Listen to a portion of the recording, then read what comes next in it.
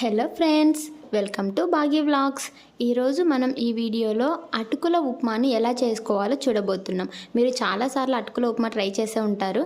నేను చెప్పే ఈ వేలో ఒక్కసారి ట్రై చేయండి, మీరు మళ్ళీ మళ్ళీ ఇలానే చేసుకుంటారు. అంత టేస్టీగా ఉంటుందన్నమాట. చాలా అంటే చాలా బాగుంటుంది. మనం ఇంకా లేట్ చేయకుండా అయితే వీడియోలోకి వెళ్దాము. దీనికోసం నేను ఇక్కడ 2 కప్పుల అటుకులు అయితే తీసుకుంటున్నాను అనమాట. ఇలా 2 కప్పులు మందం అటుకులే తీసుకుంటున్నాను. తర్వాత వీటిని శుభ్రంగా 2 టైమ్స్ వాష్ చేసుకోవాలి. 2 టైమ్స్ వాష్ చేసుకున్న తర్వాత వాటర్ నింపి అందులోంచి వెంటనే అటుకులని ఇలా చిల్లుల గిన్నెలోకి వాటర్ అంతా నొక్కేసి తీసుకోవాలన్నమాట. అప్పుడైతేనే మనకి అవి అటుకులు మెత్తబడకుండా కరెక్ట్గా నానుతాయి.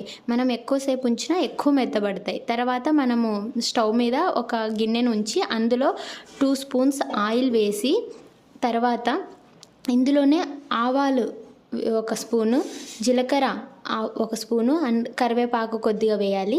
వేసి వీటిని కొద్దిగా ఫ్రై చేయండి. ఫ్రై చేసిన తర్వాత ఒక ఆనియన్ పెద్ద ముక్కలుగా కట్ చేసి తీసుకోవాలి. దీన్ని కూడా కొంచెం బ్రౌన్ కలర్ వచ్చే వరకు మనం ఫ్రై చేసుకోవాలి. ఇలా ఫ్రై చేసుకున్న తర్వాత ఇందులోనే ఒక పెద్ద టమోటాను పెద్ద ముక్కలుగా కట్ చేసుకొని వేసుకోవాలి. దీన్ని కొంచెం ఫ్రై చేసిన తర్వాత ఇందులోనే ఒక 7-8 పొట్టు తీయని వెల్లుల్లిని కచ్చాపచ్చాగా దంచి వేయాలి. ఇక్కడ ఈ వెల్లుల్లి మాత్రం స్కిప్ చేయకండి, చాలా టేస్టీగా ఉంటుంది.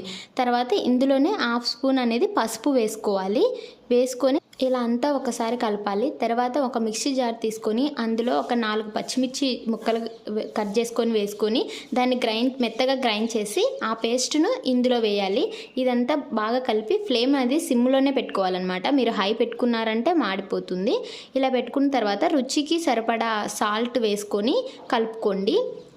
తర్వాత టమోటా మెత్తబడేదాకా దీన్ని ఉడికించాలి. అంతలోపుగా మనం మిక్సీ జార్ తీసుకొని అందులో ఒక పుట్నాల పప్పు 2 పిరికిళ్ళు వేసుకొని దాన్ని మెత్తగా గ్రైండ్ చేయాలి. ఈ మెత్తగా గ్రైండ్ చేసిన పొడిలో 60% నేను ఒక ప్లేట్లో తీసుకుంటున్నాను. రిమైనింగ్ 40% నేను ఏం చేయాలో మళ్ళీ చెప్తాను. ఈ 60% ఉంది కదా, దీన్ని మనం నానబెట్టి ఉంచుకున్న అటుకులలో మొత్తం కలిపేసుకోవాలి. ఇలా మొత్తం కలుపుకున్న తర్వాత ఈ అటుకులను మనం పోపు ఉంది కదా అందులో వేసి ఈ పోపు అంతా అటుకులకి బాగా పట్టేలాగా మనము బాగా మిక్స్ చేసుకోవాలన్నమాట.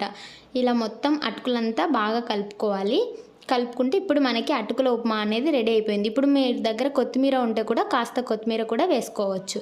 ఇప్పుడు అటుకుల ఉప్మా అయితే రెడీ అయింది. ఈ రిమైనింగ్ పుట్నాల పొడి ఉంది కదా ఇందులో ఒక 7-8 పొట్టు తీసిన వెల్లుల్లి వేసుకోవాలి. తర్వాత రుచికి సరిపడా ఉప్పు, కొద్దిగా 1/2 స్పూన్ కారం వేసుకొని దీన్ని గ్రైండ్ చేసుకోవాలి. ఇది మనకి అటుకుల ఉప్మాలోకి దీని కాంబినేషన్ అనేది చాలా బాగా ఉంటుందన్నమాట. ఇక మనం సర్వ్ చేసుకోవడమే.